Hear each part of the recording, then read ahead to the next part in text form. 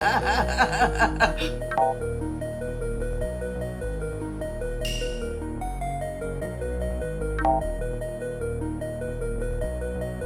want to psychologically figure out how to manipulate you as fast as possible and then give you back that dopamine hit. 내가 그걸 모를까? 내가 그걸 모를까? 내가 그걸 모를까? 내가?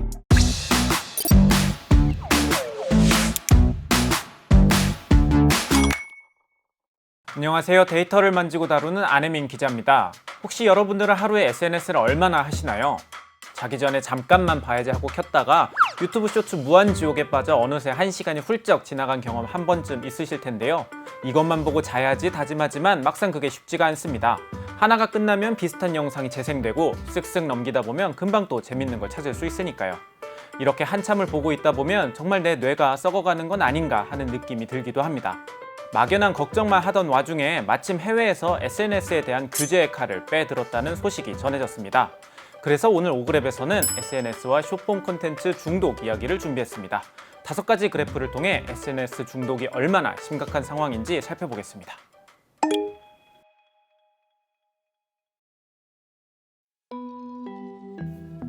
지난해 11월 호주에서 법안 하나가 통과됩니다. 이 법안에는 만 16세 미만의 아동 청소년들은 아예 SNS 계정을 만들 수 없도록 하는 강력한 규제 정책이 담겨 있었어요. 그리고 이 법은 올해 12월 10일부터 시행될 예정입니다. 세계 최초로 청소년의 SNS 이용을 전면적으로 금지하는 법이 호주에서 시행되는 거죠. 법이 시행되면 호주의 청소년들은 페이스북, 인스타그램, 스레드, X 등 SNS를 이용할 수 없습니다. SNS뿐 아니라 유튜브, 틱톡 같은 스트리밍 플랫폼과 레딧 같은 커뮤니티도 이용할 수 없게 되죠. 법 적용 대상이 되는 플랫폼 기업들은 청소년의 접근을 차단할 수 있는 기술적 조치를 반드시 마련해야 합니다. 만약 이를 제대로 이행하지 않을 경우엔 최대 4,950만 호주 달러, 우리나라 돈으로 약 470억 원의 벌금이 부여될 수 있죠. 꽤나 강력한 조치인데도 불구하고 호주 국민 여론은 이 법안을 대체로 지지하고 있습니다. 2024년에 이뤄진 여론조사 자료를 보니까 호주 국민의 77%가 해당 법안에 찬성하고 있더라고요. SNS 기업이 법을 어길 경우 더 강력한 처벌을 도입하는 데에도 87%가 찬성 의사를 밝혔고요. 물론 반대 의견도 존재합니다. 아동복지 전문가, 기술 분야 전문가 140여 명은 SNS 전면 차단이 자칫 위험할 수 있다며 이런 서한을 호주 총리에게 보내기도 했거든요. 규제의 취지에는 공감하지만 아동 청소년의 기본권을 침해할 소지가 있고 SNS를 원천 차단해버리면 오히려 이용이 음지화될 수도 있으니까요. 그럼에도 법안은 곧 시행을 앞두고 있습니다. 당장 유튜브 등에서 활동하던 호주의 청소년 인플루언서들은 직접적인 영향을 피하기 어려운 상황입니다. 대표적인 호주의 인플루언서 가족인 엠파이어 패밀리는 결국 영국 런던으로 이주하기로 결정했더라고요. SNS의 강력 규제 정책을 꺼내든 건 호주뿐만이 아닙니다. 지난 10월엔 덴마크 정부가 15세 미만 아동의 SNS 사용을 막겠다는 법안을 추진하겠다고 밝히기도 했죠. 노르웨이도 SNS에 접근할 수 있는 연령을 현행 13세에서 15세로 올리겠다고 발표했고요. 북유럽 국가뿐 아니라 각국 여론을 살펴보면 대부분이 이제는 SNS 규제가 필요하다는 쪽에 무게를 두고 있습니다. 오그랩 첫 번째 그래프를 통해 살펴보겠습니다. 주요 30개국을 대상으로 지난 여름에 진행한 조사입니다. 응답자의 71%가 아동 청소년의 SNS 이용을 제한하는 법안에 찬성한다고 답했어요. 인도네시아가 87%로 가장 높았고 그 뒤를 프랑스, 이탈리아, 스페인, 콜롬비아가 이었습니다. 호주보다 찬성 비율이 높은 국가가 5곳이나 있는 만큼 앞으로 SNS 규제 정책이 다른 나라로 확산될 수도 있어요. 호주에서 이런 강력한 법안이 나온 배경에는 SNS를 통한 온라인 괴롭힘 문제가 있습니다. SNS 상에서 따돌림과 괴롭힘을 겪던 12살 소녀 2명이 잇따라 스스로 목숨을 끊는 비극적인 사건이 발생하면서 더 이상 방치할 수 없다는 여론이 커졌던 겁니다. 다른 국가들의 입장도 비슷합니다. Men vi har sluppet et monster fri. Aldrig før har så mange børn og unge lidt af angst og depression som nu.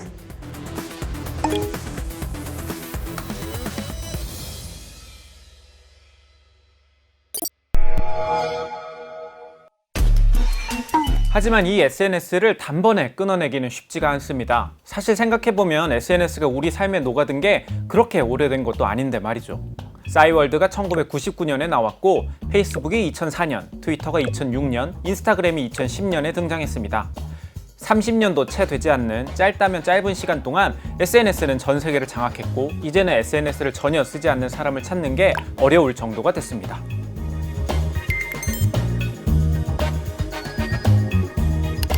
올해 10월 기준으로 SNS 이용자는 56억 6천만 명. 전 세계 인구 82억 명 가운데 3명 중 2명이 SNS를 사용하고 있습니다. 주간 이용 시간은 18시간 36분으로 전 세계 사람들은 하루 평균 약 2시간 40분가량 SNS를 쓰고 있습니다. 우리가 이렇게나 많은 시간을 SNS에 쏟아붓게 되는 이유는 분명합니다. 일단 한번 발을 들이면 쉽게 빠져나올 수 없도록 만들어졌기 때문이죠. SNS는 우리가 접속할 때마다 뇌에 강력한 쾌락과 보상이 주어지도록 설계되어 있습니다. 이 보상이 익숙해지면 나도 모르게 손이 가고 또 켜게 되는 거죠. 내가 좋아할 만한 콘텐츠를 알아서 골라 보여주는 추천 알고리즘이 대표적입니다. 일일이 찾지 않아도 볼만한 콘텐츠가 끊임없이 눈앞에 재생되니까요. 영상이든 글이든 사진이든 가리지 않고 이용자가 더 빠르게 더 많이 소비하도록 끝도 없이 콘텐츠를 밀어 넣습니다. 우리가 잠깐이라도 멈추지 못하도록 말이죠. We want to psychologically figure out how to manipulate you as fast as possible and then give you back that dopamine hit. We did that brilliantly at Facebook. Instagram has done it. WhatsApp has done it. Snapchat has done it. Twitter has done it. 추천 알고리즘이 마음에 안 든다? 그러면 한번 쓱 넘겨버리면 그만입니다. 그러면 또 다른 콘텐츠가 바로 등장하니까요. 어느 순간부터 당연해진 무한 스크롤 기능은 알고리즘으로 걸러진 콘텐츠들을 끊임없이 또 끝도 없이 이어붙여 우리 뇌에 주입하고 있습니다. 이런 콘텐츠의 정점에는 숏폼 영상 콘텐츠가 있습니다. 5그래프 세 번째 그래프를 통해 살펴보시죠.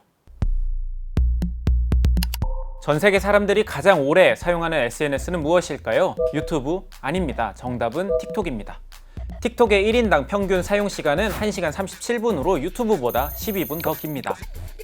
하루 1시간 이상 사용 시간을 기록한 서비스는 틱톡, 유튜브, 인스타그램, 페이스북 이렇게 4가지 뿐이었는데요. 틱톡은 태생이 숏폼 플랫폼이고 유튜브엔 쇼츠가, 인스타그램과 페이스북엔 릴스가 존재하죠.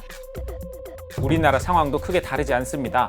메신저까지 포함하면 대한민국에서 가장 많이 사용한 SNS는 카카오톡이지만 얼마나 오래 쓰는지로 보면 역시 틱톡 라이트가 1위를 차지하고 있죠.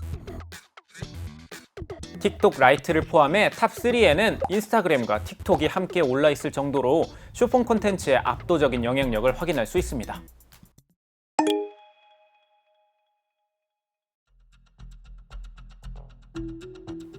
SNS와 숏폼 콘텐츠의 중독성은 이미 많은 이용자의 일상에 심각한 영향을 주고 있습니다.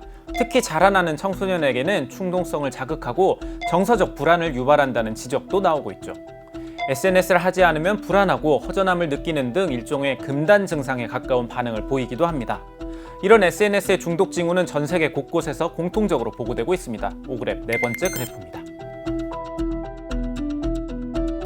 세계보건기구 WHO의 유럽 지역 사무소에서 총 40개 지역을 조사한 결과 평균적으로 11%의 청소년들이 중독 같은 문제적 SNS 사용 증상을 겪고 있었습니다.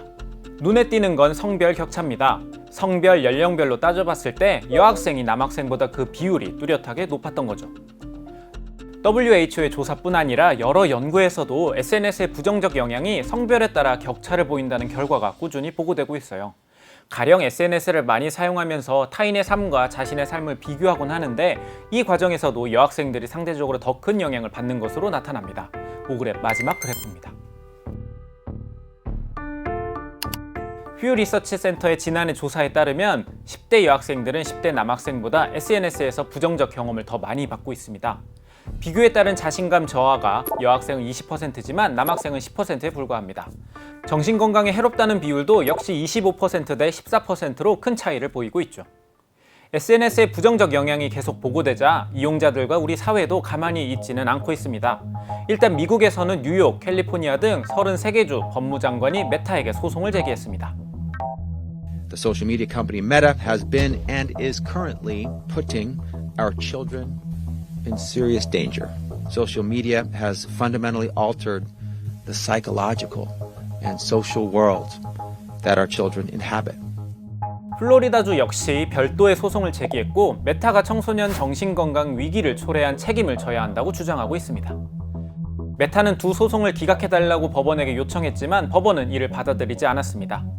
메타뿐 아니라 틱톡도 13개 주로부터 비슷한 소송을 당했고 미국 학부모와 학교들 또한 빅테크 기업들을 상대로 집단 소송에 나선 상태입니다.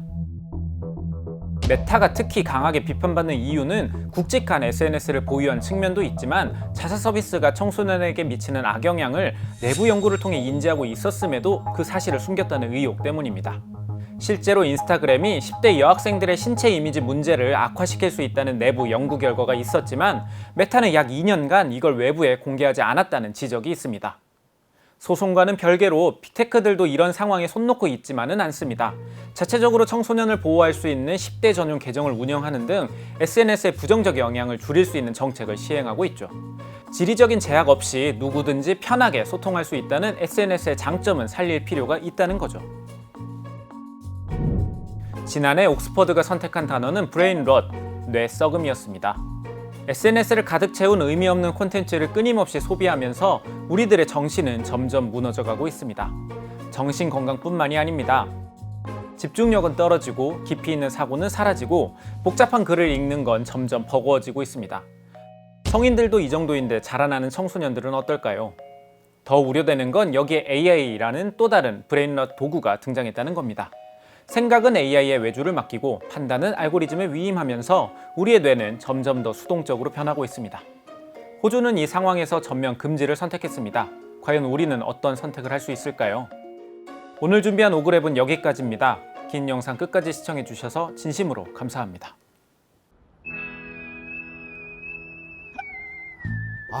이게 진짜 세상이 어떻게 되려고 이러냐 이거. 여보세요. 생방 5분 전입니다. 5분 전. 오, 발견.